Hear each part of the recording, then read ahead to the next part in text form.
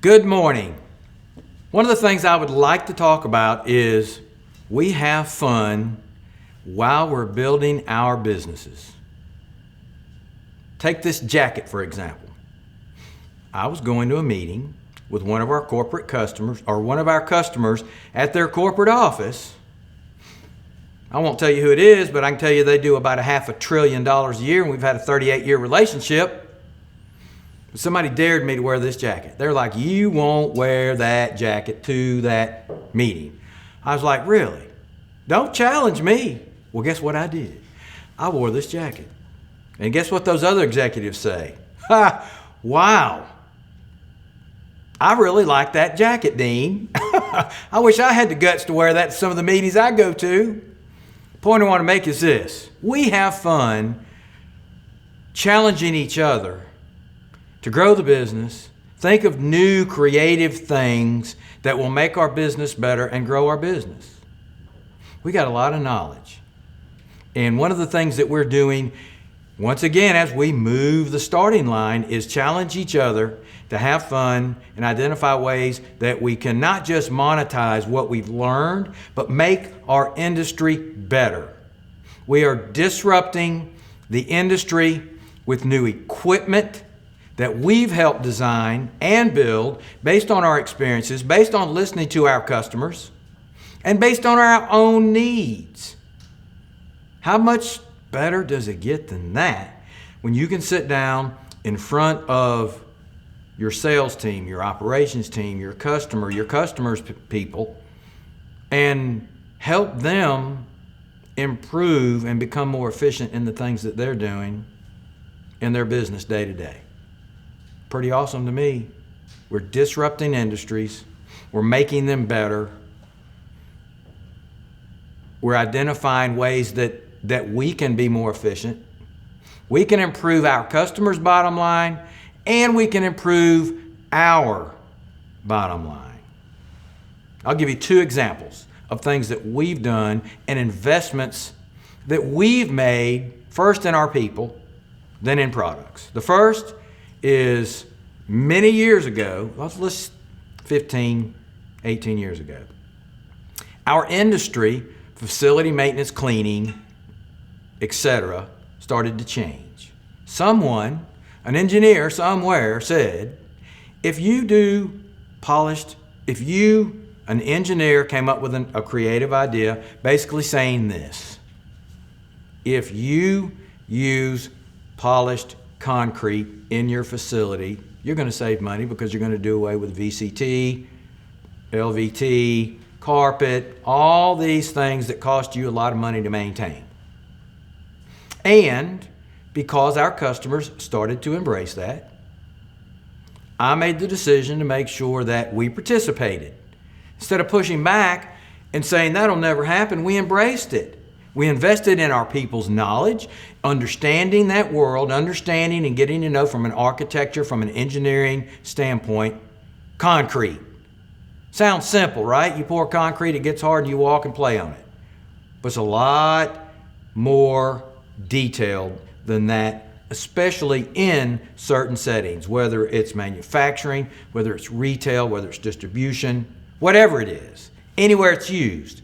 And as it has evolved over the last, let's say 15 to 20 years, so have we. And today, we bring things to the table for our customers that make us uniquely important to them in understanding and honestly pulling from our knowledge database what we need to do, what we can do, how do we advise them in the decisions that they're making. Because it hadn't always worked. It hasn't always worked. So, with that said, we are today one of the top organizations that our customers look to when they're designing their products, when they're designing their facilities. I'll give you another quick example that's just mind-boggling, right? Talking about moving the start-finish line. We moved it again. So in a manufacturing facility that manufactures vehicles, you have tier 1, tier 2, tier 3, different levels. I won't get into what all that means, but GM, Ford, Dodge, Lamborghini, doesn't matter who it is, they've got all these suppliers that work for them, that make the products that they put into their vehicles. Same thing with planes, doesn't matter what it is, cranes. Well, they have certain standards so that they have to meet. One of those is their facility cleanliness. What we developed was a way that in certain manufacturing facilities where they used to shut down, steel plants are notorious for shutting down, doing their maintenance over a period of time. But every industry has that. Well, what we did was develop the process in a way that from a manufacturing standpoint, this is going to sound unbelievable. It was to me when we first determined this. When they would shut down their manufacturing, this was in an exhaust manufacturing facility, it cost them thousands of dollars a second. Thousands of dollars a second. But because we showed them what we had developed based on what we have done and learned and observed and changed, they didn't have to shut down their whole facility. We identified and helped them put a different process in place to clean their facility, to do the things that they needed to do, and meet the requirements of the people and the other organizations they produced and manufactured for, and it saved them hundreds of millions of dollars. Imagine that. Imagine that. That was a byproduct of us sharing something with our customer to help them understand what made us unique, what made us different, and why we could help them. And look, we still made good money, but we saved them a whole lot more than they paid us. We've taken that information that we learned there and continued to combine it with what we do in retail, manufacturing, distribution, et cetera, et cetera. And we've developed a line of equipment. Imagine that.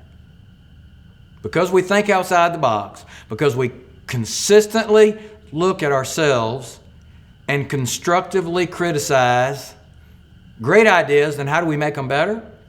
Now, in the last year, we are bringing equipment to market, and we've called it the ACE line of equipment. Thank you very much for those of you that came up with that wonderful name. We're disrupting the industry, and we've only begun. We have only begun to disrupt our industry, help ourselves improve our margins, and give people an option to pick something from an equipment standpoint that will perform like they need it to perform. Over the last 5 to 7 years, technology has changed, and there have been companies that developed technology to put on automatic scrubbers and sweepers and other things as we move towards more and more use of robotics. And they went and sold it to a number of our customers, and everybody jumped and everybody spent a lot of money. Only to find out 3 to 5 years later, as the warranties stopped or expired, it was going to cost them way more to maintain it, or even in some instances to license the technology to continue to use the equipment that they paid a fortune for initially. Why did they initially make that decision? Because the manufacturers explained to them and sold it to them in a manner that made them feel like, or convinced them, they were going to save it on labor. The reality of it is they didn't. Now, did we have to stand still? Did we have to stand still and wait for that time to pass for them to learn? Yes. But because we have the ability to stand still, watch, participate, hey, listen, it cost us some business over that period of time. We actually lost some business with some of our customers because they chose to automate certain things inside of what we did.